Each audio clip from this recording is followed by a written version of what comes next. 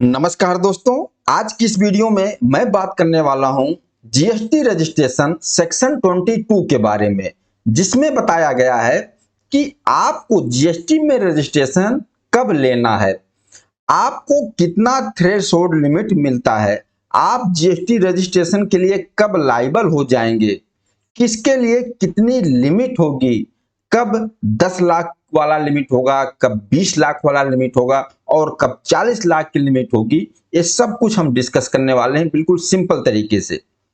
दोस्तों, जीएसटी में रजिस्ट्रेशन के लिए आप जिस स्टेट में बिजनेस कर रहे हो, जो आपका प्लेस ऑफ बिजनेस है, जहां से आप टैक्सेबल सप्लाई कर रहे हो, उस स्टेट में आपको जीएसटी रजिस्ट्रेशन लेना होगा। अगर आपका बिजनेस अलग अलग स्टेट में है, पैन नंबर एक है, तो उसी पैन नंबर पर आपको अलग अलग स्टेट वाइज जीएसटी में रजिस्ट्रेशन लेना होगा। स्टेट वाइज आप जीएसटी में रजिस्ट्रेशन लेंगे, लेकिन कब, आपके लिए थ्रेशोल्ड लिमिट है, और यह जो थ्रेशोल्ड लिमिट है यह भी स्टेट वाइज डिसाइड किया गया है।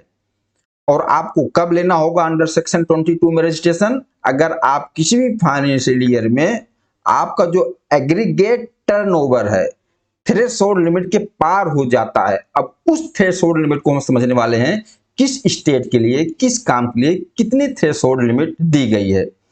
अलग अलग स्टेट के लिए अलग अलग थ्रेशोल्ड लिमिट है, स्टेट वाइज है। तो आइए इस चीज को हम एक पूरा चार्ट से समझ लेते हैं। ये चार्ट आपके सामने है बिल्कुल सिंपल तरीके से। देखिए, सबसे पहले 4 स्टेट हैं, कौन से? मणिपुर, मिजोरम, नागालैंड, त्रिपुरा। अगर इस स्टेट में आप जीएसटी में रजिस्ट्रेशन ले रहे हो तो इस आपके लिए थ्रेशोल्ड लिमिट क्या देखनी है। चाहे आप गुड्स की सप्लाई करते हो, चाहे आप सर्विस की सप्लाई करते हो, या गुड्स और सर्विस दोनों की सप्लाई करते हो, फिर थ्रेशोल्ड लिमिट आपको मिलेगी सिर्फ 10 लाख, 10 लाख की थ्रेशोल्ड लिमिट। और इसके अलावा 6 स्टेट और हैं, कौन कौन से? ये आपके सामने जो लिखे हुए, पौंडीचेरी, उत्तराखंड, मेघालय, अरुणाचल प्रदेश, तेलंगाना, सिक्किम। अगर यहाँ इस स्टेट में आपको थ्रेशोल्ड लिमिट देखना है तो 20 लाख, गुड्स की सप्लाई में भी 20 लाख, सर्विस की भी सप्लाई में 20 लाख। अगर गुड्स और सर्विस दोनों की सप्लाई करते हो फिर भी 20 लाख। वैसे नॉर्मल लिमिट जो है 20 लाख। ओके, अब जो स्टेट हमने ऊपर देखा, इनके अलावा जो अदर स्टेट हैं और इंक्लूड ये आसाम, जम्मू एंड कश्मीर, हिमाचल प्रदेश, इनको लेकर और ऑल अदर स्टेट, यहां पर आपको 2 लिमिट मिल रही है। देखिए, अगर आप सिर्फ गुड्स की सप्लाई कर रहे हो, सिर्फ गुड्स की सप्लाई, उसमें जरा सा भी सर्विस की सप्लाई नहीं है, फिर 40 लाख की लिमिट। अगर आप गुड्स और सर्विस दोनों कर रहे हो फिर 20 लाख की लिमिट। नॉर्मल तौर पर आप मान के चलो 20 लाख की लिमिट, लेकिन यहां पर जो 40 लाख की लिमिट दी जा रही है सिर्फ गुड्स की सप्लाई के लिए।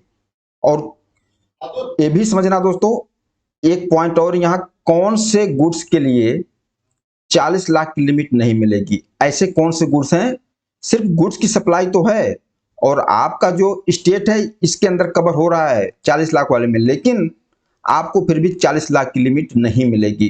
कुछ नोटिफाइड गुड्स हैं और उन गुड्स का नाम ये लिखा हुआ है, जैसे आइसक्रीम और एडिबल आइस, पान मसाला और टोबैको प्रोडक्ट जो भी है, ये कुछ नोटिफाइड गुड्स है। अगर इन गुड्स को आप का बिजनेस कर रहे हो, सप्लाई कर रहे हो, तो 40 लाख की लिमिट नहीं, इसके लिए 10 लाख या 20 लाख वाली लिमिट जो ऊपर है ये मिलेगी।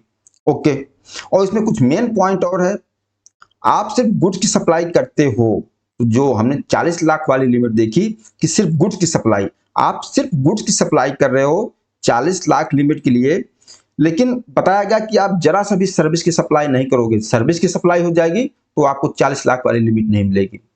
मान लीजिए आपने लोन, एडवांस, डिपॉजिट पर आपको इंटरेस्ट या डिस्काउंट मिल रहा है, तो इसको भी सप्लाई या सर्विस मानी जाती है, लेकिन यहां पर इसको सर्विस की सप्लाई नहीं मानी जाएगी। क्योंकि अगर इसको सर्विस की सप्लाई में मान लेंगे फिर तो आप 40 लाख वाली लिमिट से बाहर हो जाओगे। तो इसलिए अगर आपको इंटरेस्ट या डिस्काउंट मिलता है लोन एडवांस पर, डिपॉजिट पर, तो वह सर्विस नहीं मानी जाएगी, आपकी 40 लाख की लिमिट सिर्फ गुड्स के लिए रहेगी। ओके, ये मेन पॉइंट था दोस्तों।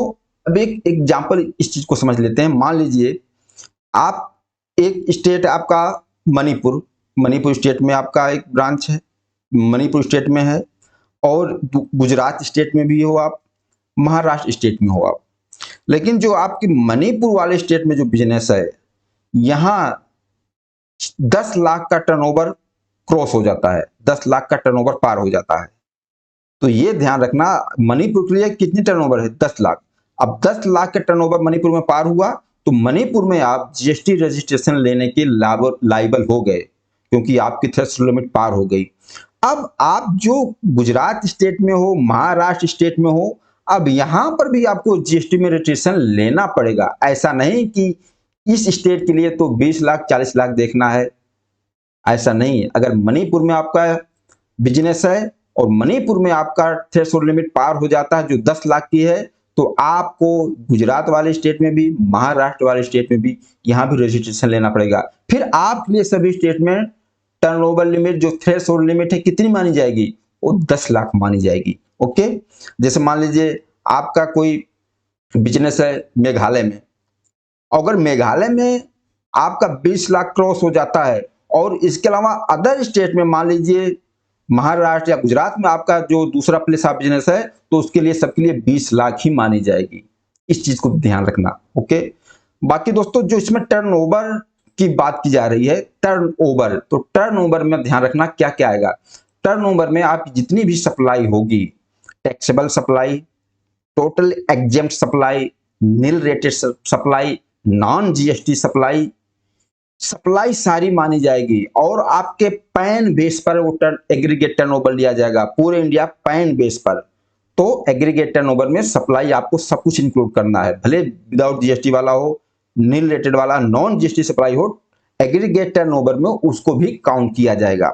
दोस्तों इस तरीके से सेक्शन 22 में जीएसटी रजिस्ट्रेशन के लिए बताया गया कि कौन से पर्सन लायबल हो जाते हैं, और हमने ये भी क्लियर समझ लिया कि 10 लाख, 20 लाख, 40 लाख वाले क्या मतलब है। देखिए, जो ये 40 लाख तक की आप सिर्फ गुड की सप्लाई कर रहे हो, तो 40 लाख तक थ्रेशोल्ड लिमिट है। लेकिन ये भी ध्यान रखना कि आप ये इंटर स्टेट सप्लाई नहीं कर पाओगे। अगर इंटर स्टेट सप्लाई कर देते हो फिर तो आप कंपलसरी रजिस्ट्रेशन में आ जाओगे, फिर तो आपको रजिस्ट्रेशन लेना ही होगा।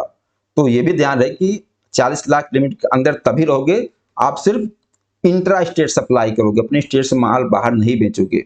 अगर आप सिर्फ गुड्स के सप्लायर हो, 40 लाख के अंदर ही हो, अगर आप इंटर स्टेट कर दोगे फिर तो आप आ जाओगे किसमें? कंपलसरी रजिस्ट्रेशन में, फिर तो आपको रजिस्ट्रेशन लेना ही है। और जो वॉलंटरी रजिस्ट्रेशन की बात होती है, वॉलंटरी रजिस्ट्रेशन में तो कोई लिमिट ही नहीं है, वो तो हम अपने मर्जी से ले रहे हैं।